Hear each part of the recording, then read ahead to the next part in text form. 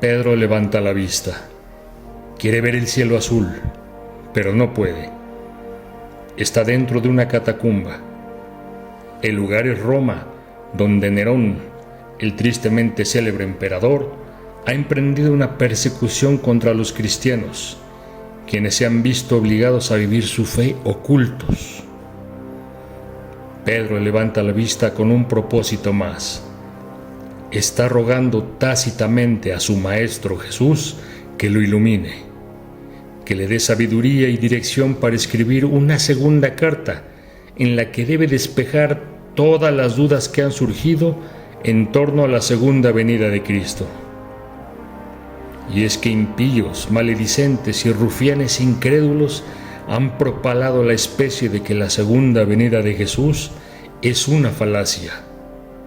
Es más, se burlan, se mofan de que Jesús dijo que iba a volver y no ha vuelto. Lo peor de todo es que hay cristianos que ya están dudosos. El embuste que han sembrado los impíos está surtiendo efecto, y entonces esos creyentes empiezan a cuestionarse si en verdad Jesús regresará algún día.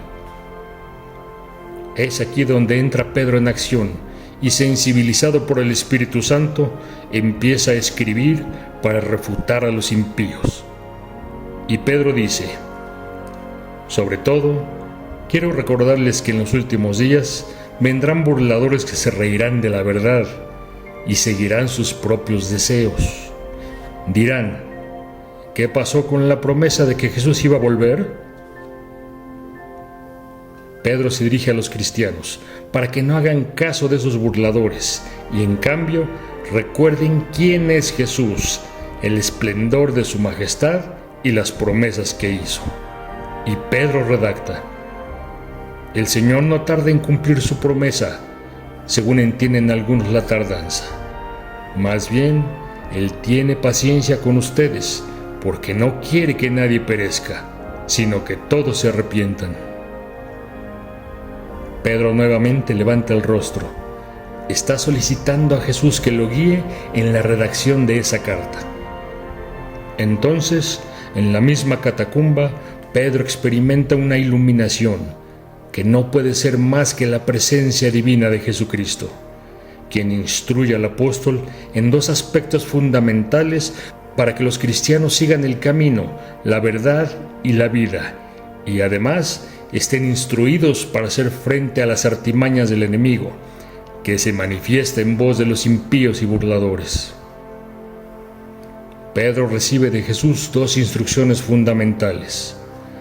La primera es que los cristianos deben plantarse en la roca inconmovible y creer con toda su mente, con toda su fuerza y con todo su corazón en la acción pasada, presente y futura de Jesús.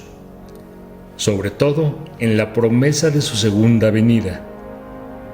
Y Pedro, tras esa revelación, escribe: así Dios nos ha entregado sus preciosas y magníficas promesas para que ustedes, luego de escapar de la corrupción que hay en el mundo debido a los malos deseos, lleguen a tener parte en la naturaleza divina. Y la segunda instrucción que transmite Jesús a Pedro es que los creyentes, una vez cimentada su creencia de la segunda venida de Cristo, deben conocer la palabra, instruirse en el mensaje de Jesús plasmado en las Escrituras. En otras palabras, deben estudiar y edificarse intelectualmente para hacer frente a las maledicencias de los burladores y las mentiras del enemigo. Y Pedro, lleno del Espíritu, mueve la pluma sobre el papel y plasma esta palabra. Así que ustedes, queridos hermanos, puesto que ya saben esto de antemano, manténganse alertas, no sea que arrastrados por el error de esos libertinos, pierdan la estabilidad y caigan. Jesús, a través de Pedro, puso en claro que el día del Señor no era un mito ni un relato para alimentar la fantasía de los humanos. Y el Rey de Reyes y Señor de Señores hoy nos instruye, nuevamente a través de Pedro, a creer y conocer, a tener fe en su segunda venida y a estar inmersos en el conocimiento de su palabra, porque la única manera de no ser engañados es conocer la verdad. Pedro lo escribió para los cristianos de entonces y para los de la posteridad. En su segunda carta explica que hay que mantenerse cerca de la palabra de Dios, cerca de la gracia y del conocimiento de Jesús. Pedro está frente a la luz de una vela. Está escribiendo los últimos renglones de su segunda carta.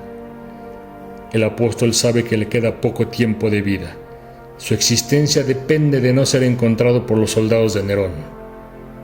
Pero está feliz. Ha dejado plasmado en papel el mensaje de su maestro. Sabe que el Redentor lo sostiene y lleva de la mano para que sea mensajero de un postulado inamovible. El día del Señor se acerca. Y Pedro sentencia: más bien, crezcan en la gracia y en el conocimiento de nuestro Señor y Salvador Jesucristo. A Él sea la gloria ahora y para siempre. Amén.